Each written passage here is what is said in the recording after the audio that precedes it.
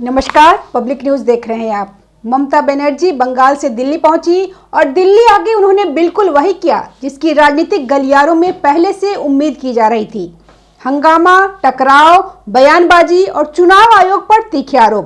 पूरा घटनाक्रम देखकर साफ लगता है कि यह सिर्फ एक दौरा नहीं था, बल्कि पूरी तरह से एक सुनियोजित राजनीतिक रणनीति थी जिसका मकसद बंगाल में चुनावी माहौल बनाना और खुद को एक जुझारू नेता के तौर पर पेश करना था। बनर्जी ने दिल्ली पहुंचते ही केंद्र सरकार, चुनाव आयोग, दिल्ली पुलिस पर निशाना साधा। ममता बनर्जी ने कहा कि बीजेपी बंगाल को बदनाम कर रही। दिल्ली आते ही ममता बनर्जी बंग भवन पहुंच गई।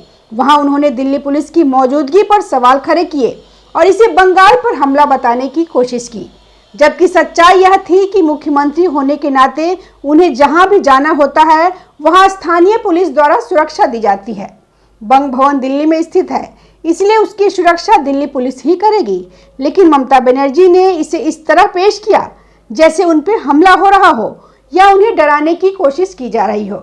इसके बाद वह चाणक्यपुरी पहुंची और वहां भी वही दृश्य देखने को मिला, विरोध, हंगामा और बयानबाजी।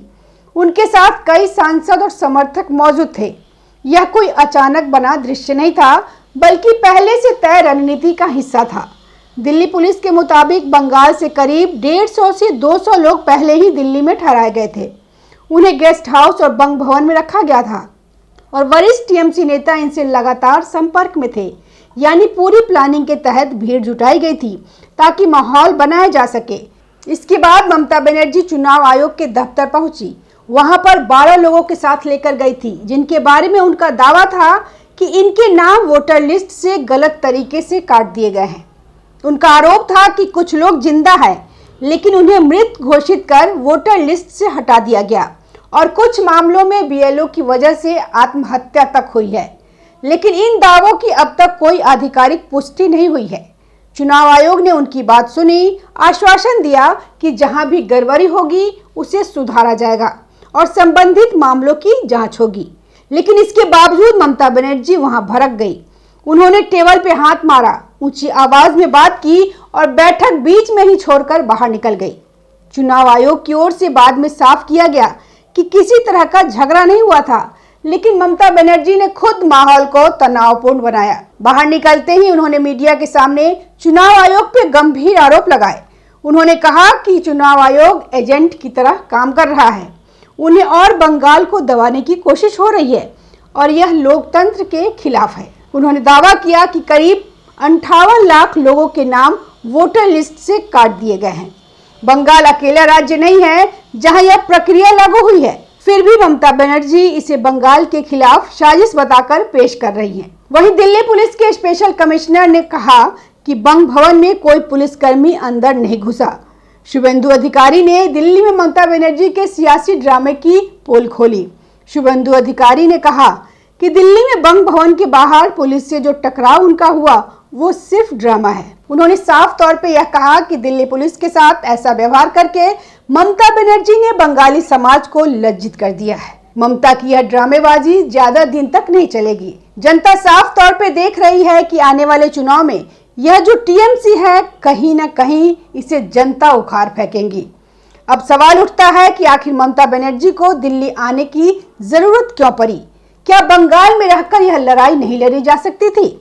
उनके सांसद पहले ही चुनाव आयोग के दफ्तर जा चुके थे। राहुल गांधी के नेतृत्व में विपक्षी दल पहले ही विरोध प्रदर्शन कर चुके थे। फिर ममता बनर्जी खुद दिल्ली क्यों आई? इसका जवाब राजनीतिक मजबूरी और रणनीति में छिपा है। असल में बंगाल में इस वक्त ममता बनर्जी की स्थिति पहले जैसी मजबूत नहीं दिख रही।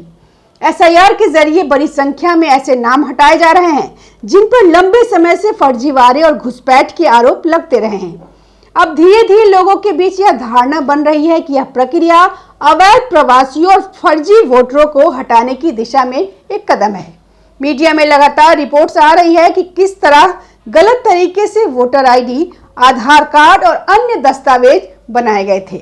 इससे ममता बनर्जी की उस राजनीति को झटका लगा है जिसमें वह खुद को अल्पसंख्यकों और वंचितों की रक्षक बताती रही हैं। यही वजह है कि ममता बनर्जी अब बंगाल में माहौल बनाने के बजाय दिल्ली आकर राष्ट्रीय मंच पर खुद को पीड़ित और संघर्षशील नेता के रूप में पेश करना चाहती हैं। वह यह दिखाना चाहती है कि यह लड़ाई बंगाल बनाम केंद्र की है, जैसे केंद्र सरकार बंगाल पर हमला कर रही हो और वह अकेली बंगाल की रक्षा कर रही है। वह यह दिखाना चाहती हैं कि प्रधानमंत्री मोदी और केंद्र सरकार बंगाल को कमजोर करना चाहते हैं और वह अकेली उनके खिलाफ खड़ी है। इससे वह अपने समर्थकों को यह संदेश देना चाहती हैं कि वो अब उतनी ही ताकतवर हैं और जुझारू भी हैं जितनी पहले हुआ करती थी। दरअसल बंगाल में ममता बनर्जी की परेशानी सिर्फ एसआईआर तक सीमित नहीं है, उनकी पार्टी के भीतर भी असंतोष बढ़ रहा है। पहले कई नेता बीजेपी में चले गए थे, अब मुस्लिम नेताओं के बीच भी असहजता दिख रही है। हुमायूं कबीर जैसे नेता खुलकर बयान दे रहे हैं और अपने बयानों की जिम्मेदारी सीधे ममता बनर्जी पे डाल रहे हैं। इससे साफ है कि पार्टी के भीतर अनुशासन और भरोसे की स्थिति कमजोर हो रही है। इसके अलावा बंगाल में कानून व्यवस्था, प्रशासनिक ढांचे और हिंसा को लेकर भी सवाल उठते रहे हैं। चुनाव के दौरान हिंसा, बूथ कैप्चरिंग और राजनीतिक टकराव बंगाल की राजनीति का पुराना हिस्सा रहा है। अब जैसे जैसे चुनाव नजदीक आएंगे, ये मुद्दे और ज्यादा उभरेंगे। ममता बनर्जी चाहती है कि इन मुद्दों पर चर्चा होने से पहले ही पूरा फोकस एसआईआर और चुनाव आयोग पर टिक जाए। इसलिए उन्होंने सुप्रीम कोर्ट में भी सुनवाई की तारीख बढ़वाने की कोशिश की। उनके वकील कपिल सिब्बल ने मांग की कि इस मामले में ज्यादा समय दिया जाए ताकि प्रक्रिया लंबी खिंच सके। राजनीतिक नजरिए से देखें तो जितनी देर तक एसआईआर का मुद्दा जिंदा रहेगा, उतनी देर तक वो इसे चुनावी हथियार के तौर पे इस्तेमाल कर सकती हैं। लेकिन सुप्रीम कोर्ट ने साफ कर दिया कि सुनवाई अनावश्यक रूप से नहीं टाली जाएगी और तय समय सीमा में ही आगे बढ़ेगी। अब अनुमान लगाया जा रहा है कि फरवरी के मध्य तक फाइनल वोटर लिस्ट जारी हो सकती है। उसके बाद चुनाव आचार संहिता लागू होने की संभावना है। जैसे ही आचार संहिता लागू होगी, राज्य सरकार के हाथ काफी हद तक बंध जाएंगे। तब ट्रांसफर पोस्टिंग का अधिकार चुनाव आयोग के पास चला जाएगा और प्रशासनिक फैसलों पर भी निगरानी बढ़ जाएगी। यही बात ममता बनर्जी को सबसे ज्यादा परेशान कर रही है। हाल ही में चुनाव आयोग ने बंगाल के 25 अधिकारियों को सेंट्रल ऑब्जर्वर के तौर पर चुना, जिनमें 15 आईएएस और 10 आईपीएस अधिकारी शामिल है। ममता बनर्जी ने इनमें से 9 अधिकारियों को वापस मांगा और उनकी जगह दूसरे नाम देने की कोशिश की। इससे सवाल उठता है कि आखिर सरकार को कुछ खास अधिकारियों पर इतनी आपत्ति क्यों है और किन अधिकारियों को वह आगे लाना चाहती है। चुनाव आयोग ने राज्य सरकार की कुछ ट्रांसफर पोस्टिंग को भी रद्द कर दिया, यह कहते हुए कि आचार संहिता से पहले इस तरह के कदम ठीक नहीं है। इन सब घटनाओं से यह संकेत मिलता है कि बंगाल की सत्ता धीरे धीरे ममता बनर्जी के नियंत्रण से बाहर जाती दिख रही है, चाहे वो प्रशासनिक स्तर पर हो, वोटर लिस्ट के स्तर पे हो या पार्टी संगठन के भीतर हो। यही बेचैनी दिल्ली में उनके व्यवहार में भी दिखाई दी। यही वजह है कि उन्होंने वहां जाकर टकराव की राजनीति चुनी, शांत बातचीत की नहीं। अब सवाल यह भी उठता है कि ममता बनर्जी ने एसआईआर के खिलाफ इतना बड़ा नैरेटिव क्यों खड़ा किया, जबकि यही प्रक्रिया अन्य राज्यों में भी हो चुकी है। बिहार में 64 लाख से ज्यादा नाम हटाए गए, लेकिन वहां इसे लोकतंत्र पे हमला नहीं बताया गया।